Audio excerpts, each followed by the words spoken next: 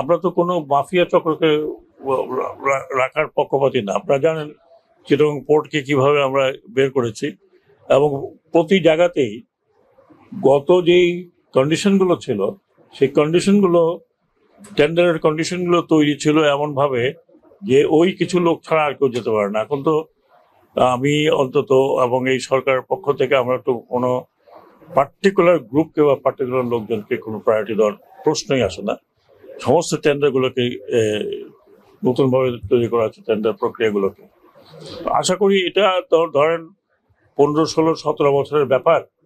তো এটা তো আপনি মানে 7 দিনে পুরোপুরি করতে পারবেন না, কারণ অনেক কিছু ডিপেন্ডেন্ট হয়ে গেছে। যেমন আমি যখন প্রথম 6 মাসের আমরা ডিসাইড করলাম যে এক্সটেনশন দেবো, যিনি পরিচালনা করছেন তখন অনেক কথা বলেছে। তখন আমি বললাম যে হঠাৎ করে তো আমি এটাকে একজনকে বাদ দিতে পারি না। 6 মাস, এই 6 মাসের মধ্যে আমরা চিন্তা ভাবনা করেছি হাউ টু টেক ওভার, এবং এর পরবর্তী পর্যায়ে ইন্টারন্যাশনাল কাউকে দিলে পরে সেটাই বা কিভাবে টেক ওভার।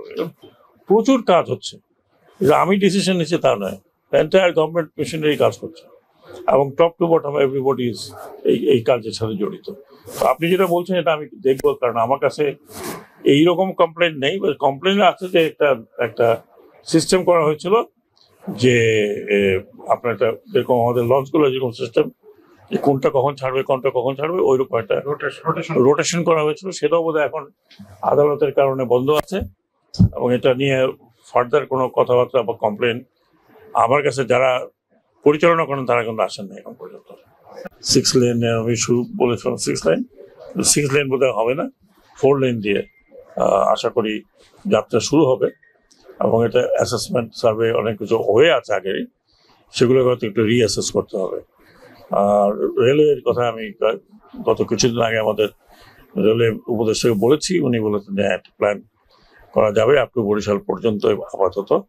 এবং এটা অবভিয়াসলি আলটিমেটলি তখন এটা নিয়ে আলোচনা হবে ক্যাবিনেট কমিটিতে, ক্যাবিনেট আলোচনা হওয়ার পরে যদি এটা হয়ে যায় তাহলে হয়তো এটা প্ল্যানটা অতি শীঘ্র শেষ হবে। প্ল্যান করে রাখা ভালো, তারপরে যে পরবর্তী যারা সরকারে আসবেন তারা এটাকে নিশ্চয়ই প্রায়োরিটি হিসাবে দেখবেন। তো ড্রেজিং এর জন্য পায়রা বন্দরের যে ক্যাপাসিটি, সেই ক্যাপাসিটি বাড়াবার দরকার আছে, এবং আমাদের এই বর্তমান অন্তর্বর্তীকালীন সরকারের তরফ থেকেও এটা নিয়ে কাজ হচ্ছে। আশা করি 2-1 মাসের ভেতরে আমরা পায়রা বন্দরকে ড্রেজার দুটো মিনিমাম ড্রেজার স্যাংশন করাতে পারবো।